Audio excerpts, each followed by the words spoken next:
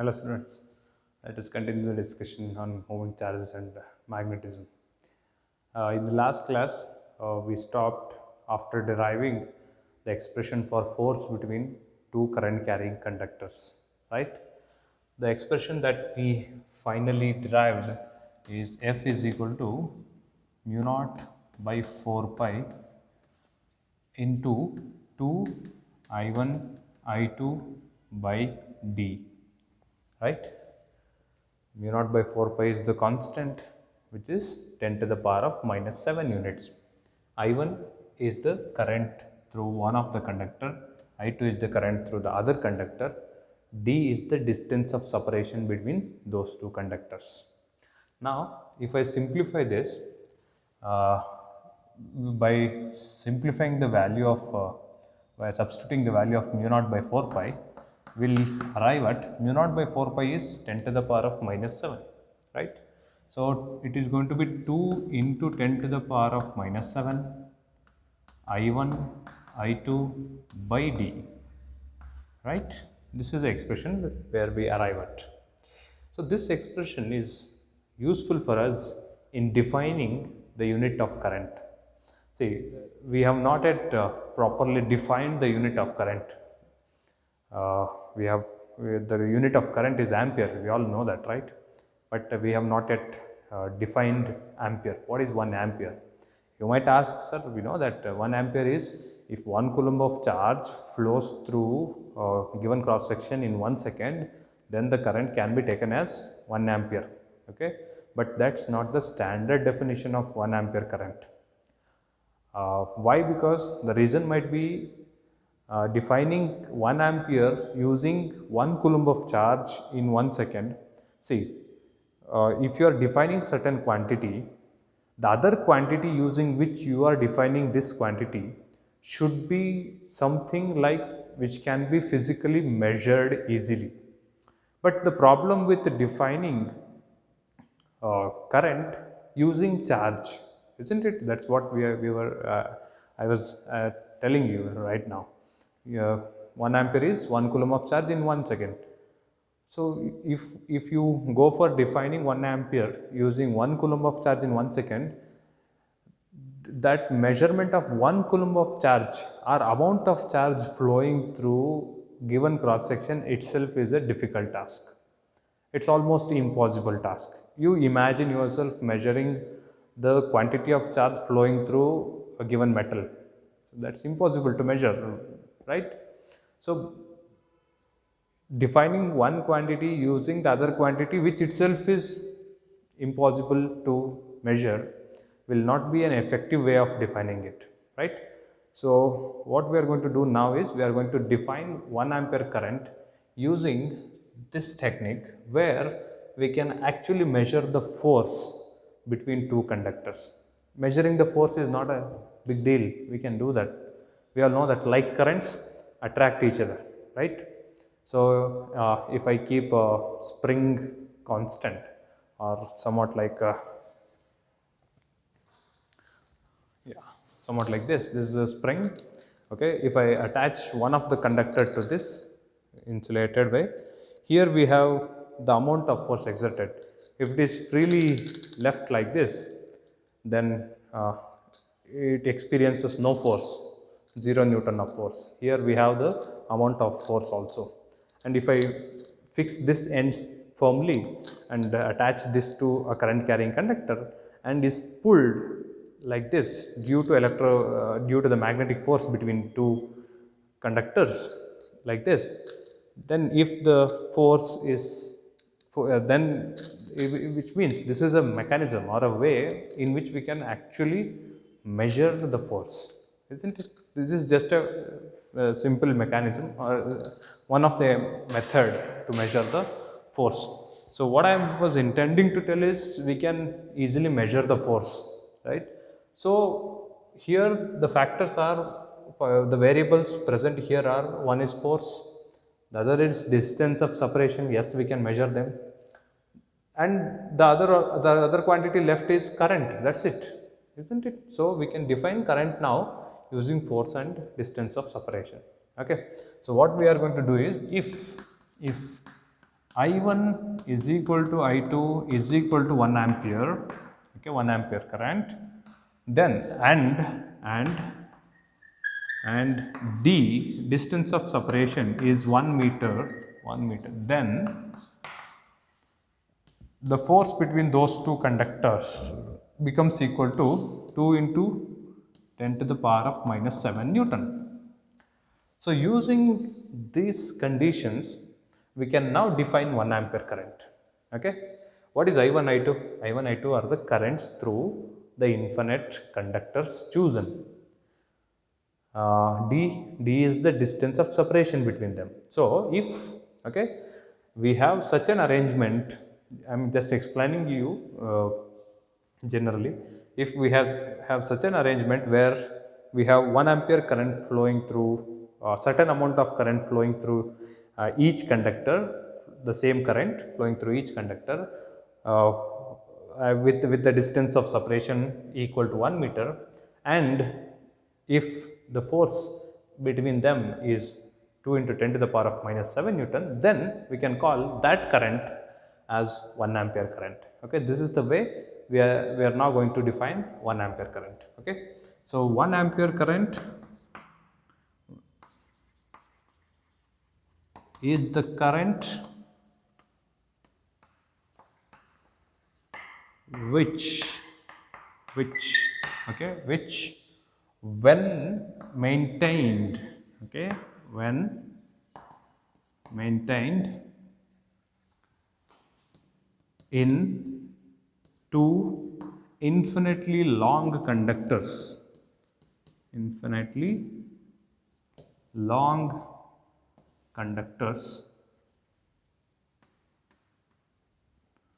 two infinitely long conductors kept parallelly, or we can include the parallel word there itself, two parallel infinitely, okay, here you can include two parallel infinitely long conductors with what should be the distance of separation, with the distance of separation, with the distance of separation equal to 1 meter, equal to 1 meter. Okay, if this is the condition, okay, if this is the situation, then equal to 1 meter experiences, okay, experiences a force of, how much force? A force of 2 into 10 to the power of minus Newton, minus 7 Newton, okay. Experiences a force of 2 into 10 to the power of minus 7 Newton on each other. Okay. Now, the force, the kind of force can be both attractive and repulsive. That doesn't matter, but it's about the magnitude of force. So now we made I1, I2 equal to 1 ampere. So that's where we begin with 1 ampere current is the current which, when maintained in two parallel infinitely long conductors, okay, so this current, this much of current should be maintained in both of them, both the conductors which are parallel, right? You should imagine parallel and infinitely long conductors with a distance of separation. What is the distance of separation? 1 meter, right? D is equal to 1 meter. With a distance of separation equal to 1 meter, experiences a force of 2 into 10 to the power of minus 7 Newton on each other. Okay. So if that is how we define 1 ampere current. Clear with this? Yeah. Since the medium chosen is vacuum or air, we have to mention that. So somewhere we should include it. A current in 1 ampere current is current when maintained two conductors kept in vacuum. Okay, kept in vacuum, right? Because this is not simply mu. If it is simply mu, we could have kept it in any medium. We have particularly chosen this as mu naught. Mu naught is the permeability of free space, particularly free space, whose value is 4 pi into 10 to the power of minus 7. So since the medium chosen is vacuum, we have to keep the conductors in vacuum and define 1 ampere current. Okay, so this is how we define 1 ampere current. That's the definition, very important one. You can relate it to the expression and understand. Okay, it's only about keeping the terms in an order. Okay, that will help you in defining 1 ampere current. Yeah, one more thing here, the expression for force is, this is not simply force, this is the force per unit length of wire, right? It was actually I1, I2, L by D, then we choose L is equal to 1 meter, right? Yeah, we forgot that. So here a little extra term should be added, a force of 2 into 10 to the power of minus 7 Newton per meter, okay, per meter length, per meter length, because the expression was originally to I1 I2 L by D, where L is the length of the conductors chosen. We made L is equal to 1 meter, and this expression was the expression for force per unit length, force per unit length of the conductors. So that has to be mentioned there. So a force of 2 into 10 to the power of minus 7 Newton per meter length on each other. Okay, so that will give us the complete idea about the definition. Okay, per meter, keep that in. Okay, now let us move ahead for the next concept.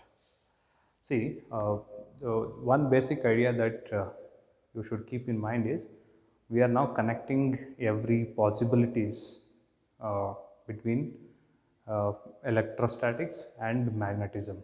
Okay, so we start with Coulomb's law. Here it is Biot-Savart law, right? And here it is Gauss law. Similarly, okay, here it is Ampere circuital law. And again we move ahead to the next kind of connection, or the similarity between the electrostatics and the magnetism. For that I need to derive something new.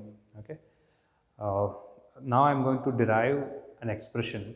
Okay, because even it is physically very important, it's not only about connecting with the electrostatics. Other than that, it's physically it is very important, because what happens is, see, if I keep one current carrying conductor, a single current carrying conductor in the external field, what happens?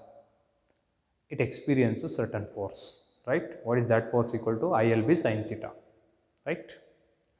I into L cross B was the expression. And if I keep a coil or a rectangular conductor, okay, in the external field, then what happens to that coil in the presence of external field? That's what we are going to discuss now. Okay, be clear with that. So for that, first of all I need to set the external field. Okay, the external field shall be set using the permanent magnets like bar magnet. So what I'm going to do is, I am going to keep two strong bar magnets, okay, with certain distance of separation. Let this be the north pole of the magnet, and this be the south pole of the magnet. Okay, clear? And now we all know that, yeah, we are going to discuss this in detail in the next chapter, how the field would be set and all. For now we keep this much in mind, that when we have external permanent magnets like this, we can expect strong magnetic field set in between them. So in the presence of these two, we can expect a strong magnetic field set like this. Okay, so this is how a strong magnetic field is set. So let B be the external magnetic field, because whenever I say magnetic field, we need a source of that. Permanent magnets are one of the best source for external magnetic field, and we have them now. So now what I need to do is, um, so far in basically we took a wire, okay, a single conductor, and kept it in external magnetic field. This time we are going to keep a rectangular shaped conductor, okay, somewhat like this, okay.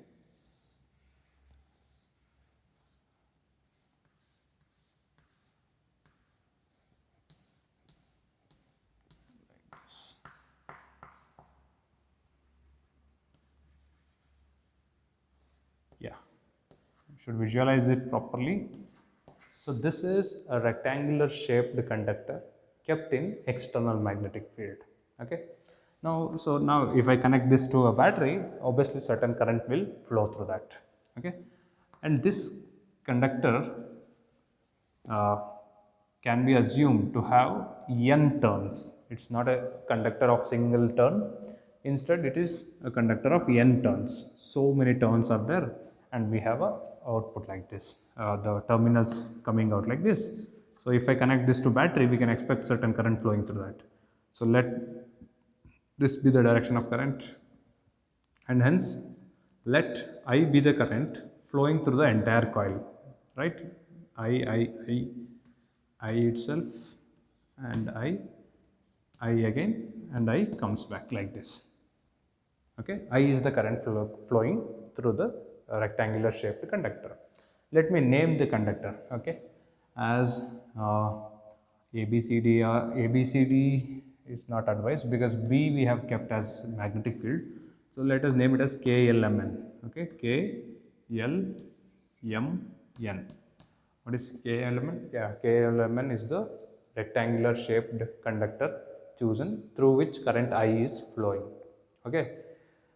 So now, and this rectangular shaped conductor is kept inside or in between these two magnets so that it experiences external magnetic field of B. Okay.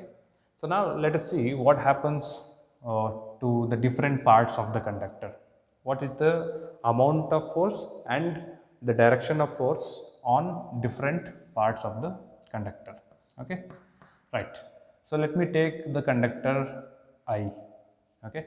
The part of the conductor KL. This part shall be chosen first. Let us see, because it is a basically it's a conductor of certain length, so that must experience certain force.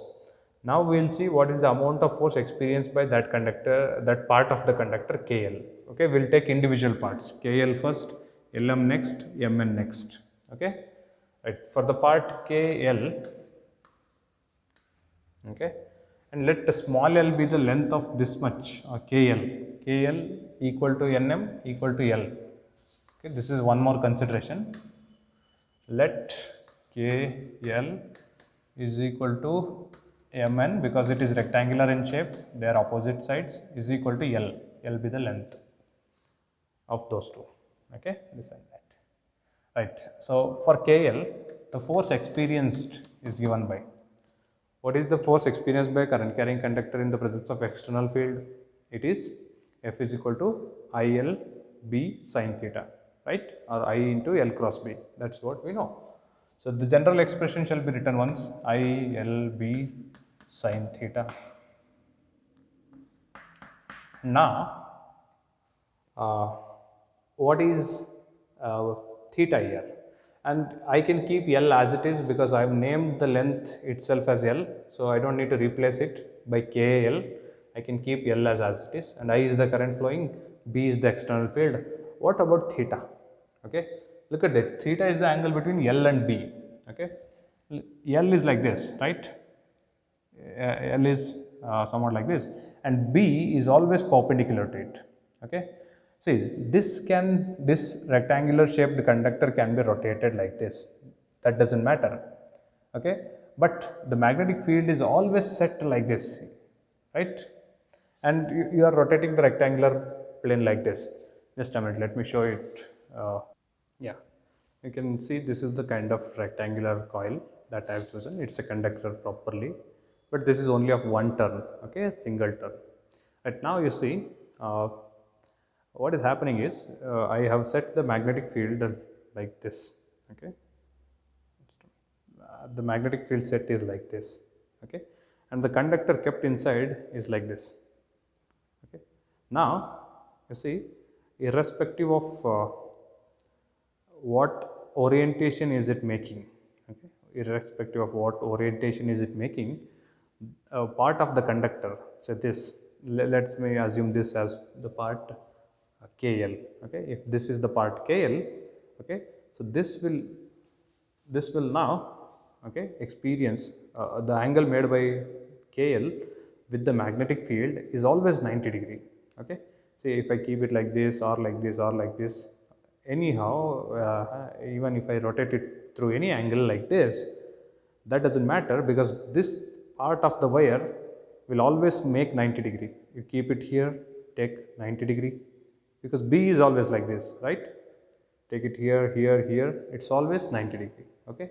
So theta, irrespective of the rotation or the angle of rotation of the rectangular coil, theta is always 90 degree, right? So since theta is 90, I'll be left with simply ILB, okay, since theta is equal to 90 degree. Similarly, let me go for the part LM, okay. For LM, what is theta? It's only the theta which will change, okay. L is also different, but that doesn't matter because LM is always positioned in the same direction of B, right? So theta should be equal to 0 degree for the part LM.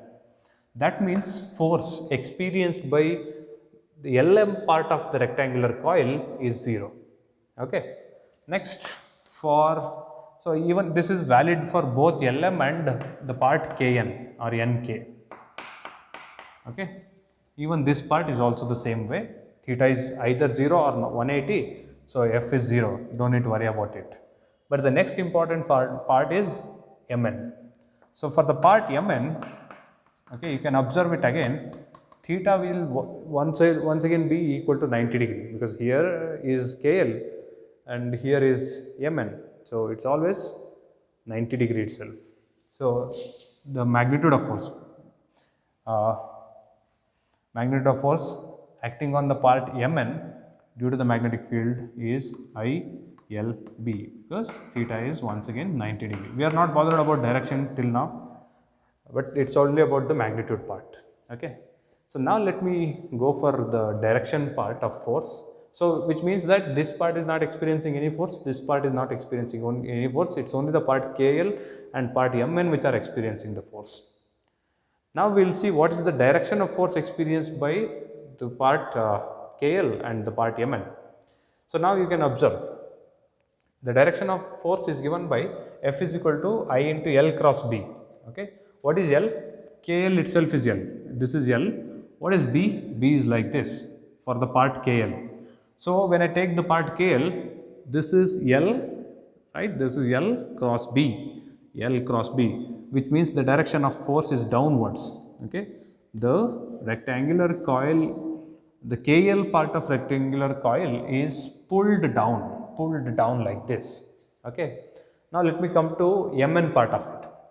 When I come to Mn part, again it's about L cross B, so Mn is L, right, because this is the direction of current this time.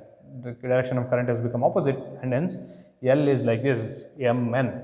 So it's Mn, L, and B is like this. So L cross B, okay. You imagine it in 3D, it is L cross B, and hence the direction of force for the part Mn would be upwards like this. So now what we have here is two equal and opposite forces acting on a single body.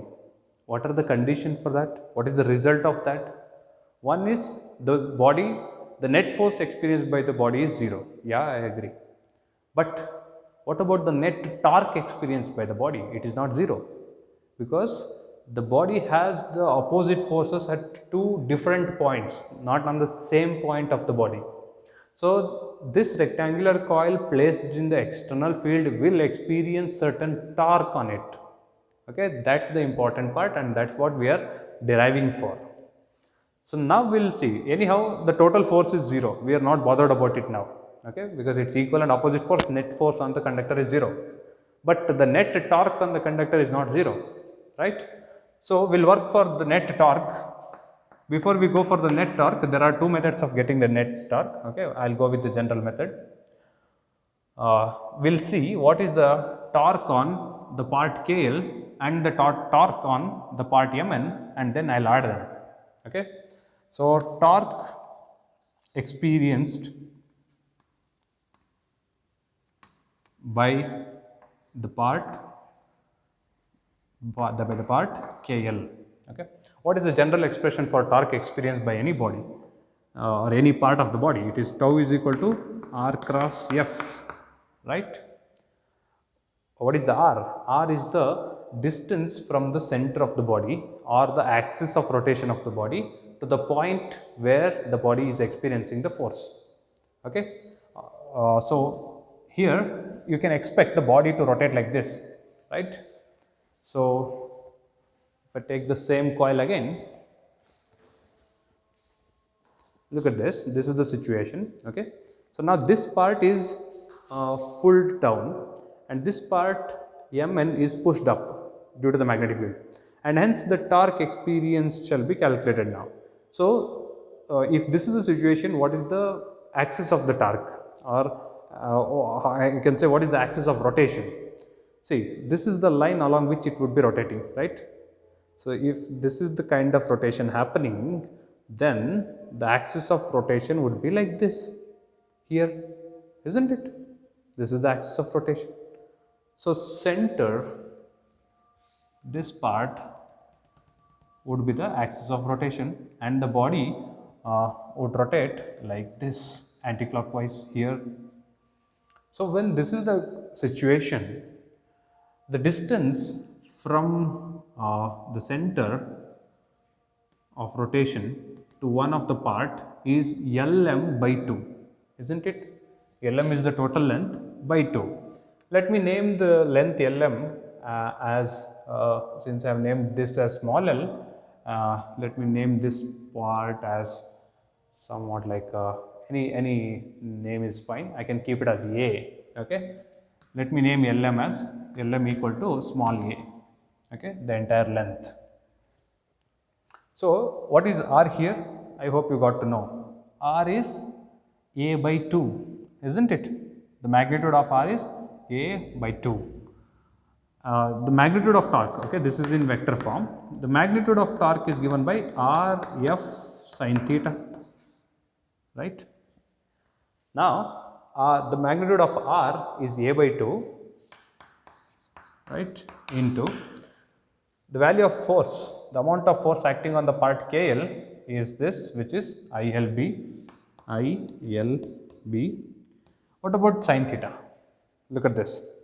If this is the situation, okay, then R is this, okay, be clear. This is R. In fact, I should keep it from here to here, okay. From here to here, it is R, okay. So this is the direction of R, okay. This is the direction of R, like this, and direction of force is downwards, right. So if this is the condition, but if I rotate the rectangular coil by certain angle like this, then the direction of R is like this, but the force will always be downwards, okay. The force will always be downwards. So it can be understood that the force and the radius of rotation R are not always perpendicular to each other, okay, because the force, so they say this is the rectangular view, okay, of the body, of the same body. See, this is the kind of view here, okay. I hope you are following it. Yeah, this is the kind of rectangular body that we have, rectangular coil that we have, and now we are looking at the same rectangle like this, okay. Just a minute. So here is the body, a rectangular coil kept in this view, okay, and the same rectangular coil is taken now and kept like this, okay, kept like this. I hope you are understanding it, okay. Little difficult. Let me try to draw it in 3D, okay. This is how it would look like, the entire body. Okay, but this part is important for me. This length is lm. Okay, so half of it is or length is taken as a, so half of that is a by 2, a by 2. What is the direction of b? B is always like this. That doesn't matter for us. But the direction of force is downwards. It's always downwards. Whether the body is here, here, here, here, direction of force on this part of the wire is always downwards, and the direction of force on this part is always upwards like this. Okay, so this is F, F. This is A by 2, A by 2, which itself is R, right? R for our case. So now this angle between A by 2, okay, this is A by 2, this is F. The angle between A by 2, okay, and F. We should actually extend it and take this angle. Okay, so the angle between A by 2 and F, let me take this. This is A by 2 from the origin towards this. You should actually take the extended part for the direction and then take the theta. Okay, this is just for the direction. I hope you remember the vectors. Okay, I have just shifted this to here because the angle between two vectors shall only be taken either when the tails are overlapping or when the heads are overlapping. So I should overlap the tail, and hence I shifted it just for the direction sake, and this becomes r theta. Following? Nothing to worry, theta value is given whenever the numerical problems are taken. But here what I wanted to convince you is theta is not always equal to 0, or theta is not always equal to 90 degree. It can be any value. If it is like this, theta is 90 degree because this is r and this is f, so 90 degree. If the rotation, if it experiences certain torque and rotates and comes to this kind of rotation, the position, this kind of position, then r is like this, f is like this. It's always downwards for this. So theta is 180, right? Some random theta, 180. And when it comes to here, f is upwards, r is like this, theta is 270. So it's always any value of theta that can be that can occur between r and f. So I will keep sin theta as it is. Okay, so it is going to be a by 2 ILB sin theta. What is this? This is the torque experienced simply by the part KL. So let me call this as torque by one part, so tau 1. Similarly, okay, torque experienced by the part Mn. If I take the part Mn, even for the part Mn, the torque experienced tau 2 is the general expression and all is written here. I'll directly write the expression for the torque experienced by this, which is again because a by 2 itself is r, f is the same force because it is f is equal to ILB again, and theta is also will be the same. Okay, you can verify it. So tau 2 is a by 2 ILB sin theta. Okay, it's the same amount of torque experienced by the other part of the wire, and you can check these two torques are supporting the rotation. Okay, they are in the same direction. So look at this, this r cross f, this f is pulling it down and this f is pushing it up. So and hence the rotation is supported by both the torques. If both of them are pushing upwards, then the net torque would be 0, tau 1 minus tau 2. And also if both the torques are pushing it, pulling it downwards, even then the total torque is 0 again, tau 1 minus tau 2. But this time one of the torque is pushing up, the other torque is pulling down, and hence the net torque will be given by tau 1 plus tau 2. Following? So the net torque, you can even take the vector notation and you will get it, because see r cross f now. Look at it, check for the angle. Okay, so it is check for the direction of torques on both of them. R cross f, torque is out of the board. Okay, take this r cross f, the direction of torque for the other part R cross F is also out of the board, and hence both the torques are in the same direction, and hence I can add them. Okay. So, directly write, therefore, the net torque, okay, the net torque tau is equal to tau 1 plus tau 2 is equal to, look at this, a by 2 into I into L into B sin theta. Again a by 2 into ILB sin theta. I can take ILB sin theta common, right? And what I will be left with inside is a by 2 plus a by 2 into ILB sin theta. So, tau is equal to, what is a by 2 plus a by 2? It's a. So, it's going to be IALB sin theta. Now, there is an interesting factor here, a into L. What is a into L? The shape that we have chosen is rectangle. So, L is length of the rectangle, A is breadth of the rectangle, isn't it? That is what we took. LM is A, L is length, A is breadth. So, it's simply AL shall be replaced by a single term, which is area of the loop taken. Okay, the area of the loop taken. So, tau can be now written as I is equal to, tau is equal to I capital A B sin theta, where A is equal to AL is equal to area of the loop. So, this gives us the expression for the net torque experienced by a rectangular coil of one turn. If we have a rectangular coil of n turns, okay, for n turned coil, that will become equal to, okay, I'll continue here, for the coil of n turns, capital N, keep it capital, because small n is number of turns per unit length, that is for the solenoid, that is why. For n turns, the total torque experienced is tau is equal to n or let me keep it I n a b sin theta. This is the magnitude of force.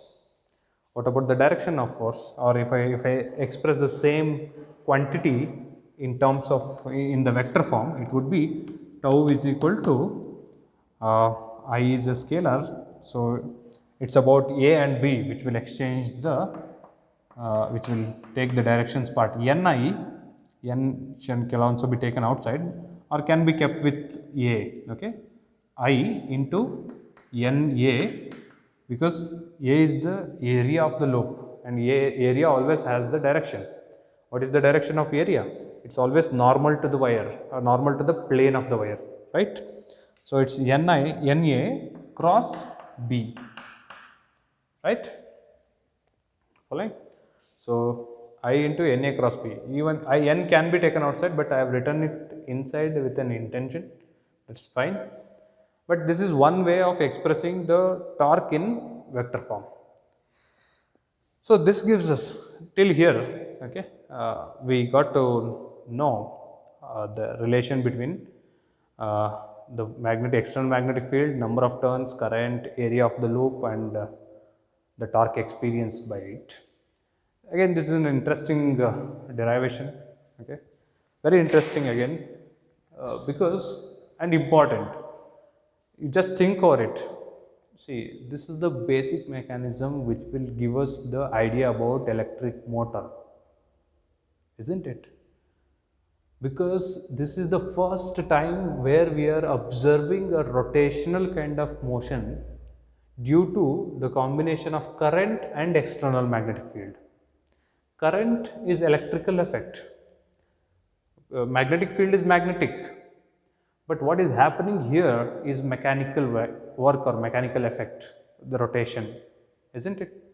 So, this is the basis where using which we can actually convert electrical energy into mechanical energy, the basic, and this makes the basis for this makes the base for the concept of electric motor and the design of galvanometer, ammeter and voltmeter. Okay, this is very important because you can see the beauty in it, because what we are supplying it is electrical energy.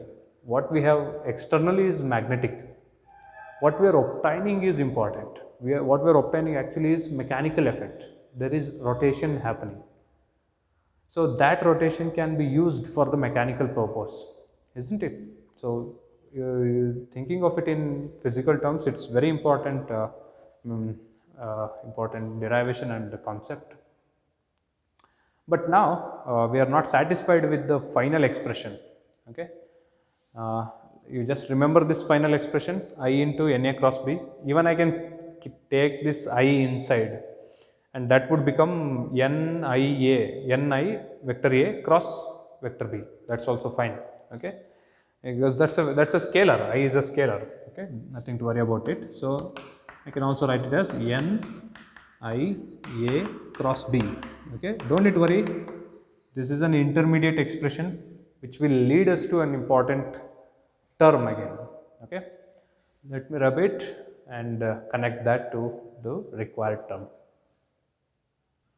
Okay, the expression for torque is tau is equal to Ni vector A cross vector B. This is the final expression. But our intention, the basic intention is to connect electrostatics properly with the magnetics. Now let's see the expression. Okay, here tau is a vector, that's fine. Everywhere tau is a vector, then this is the expression in a vector form. So the similar kind of expression for the electric dipole, okay, just try to remember electric dipole kept in the external electric field. Okay, the expression for electric dipole, the torque experienced or the total torque, net torque experienced by the electric dipole in the presence of external electric field shall be given by tau is equal to P cross B, P cross E, isn't it? So here we always, okay, this is something which is related to electrostatics. But what we intend to do is we always try to connect these two, electrostatics, magnetism. So when I look at these two expressions, I see torque experience tau and tau similar, and here magnetic field, electric field similar. In the place of electric dipole moment, I have a new term here which is Nia. Okay, Nia is in the place of dipole moment, electric dipole moment. Electric field, magnetic field, torque experienced by electric force, torque experienced by magnetic force. So what we will try to introduce here is a new term which looks similar to this torque, this electric dipole moment, and that new term shall be named as M, and this M is taken as, see, it is electric dipole moment, P is electric dipole moment, and hence we will define M which is equal to Nia, okay, Nia, which is named as magnetic dipole moment, magnetic dipole moment. Okay, so that will give us the proper connection between magnetism and electrostatics. So now it's time to replace Nia, this entire term, by M, which is called magnetic dipole moment, and hence the final expression for the torque experienced by a rectangular coil of N turns kept in the external field B is given by vector tau is equal to vector M cross vector B, where M is a new term introduced here which is called magnetic dipole moment. Okay, so tau is equal to M cross B is the final expression, and this term is introduced just to make the connection proper, make the expression look alike, but this term will continue to give us the clarity or conceptual understanding in various situations. Okay, this is going to play a very important role in the coming derivations and numericals, but this is introduced to connect the torques in a proper way of electrostatics and magnetism. Okay, so this is the final expression, and the new term is magnetic dipole moment, which is equal to NIA. Look at this, M and A will have the same direction. Magnitude of M is N number of turns in the coil, current through coil, area of the coil. Okay, this area, and direction of the magnetic dipole moment will have the same direction as of the area of the coil taken. Clear with this? So that's it for today, and in the next class we'll define M using the expression of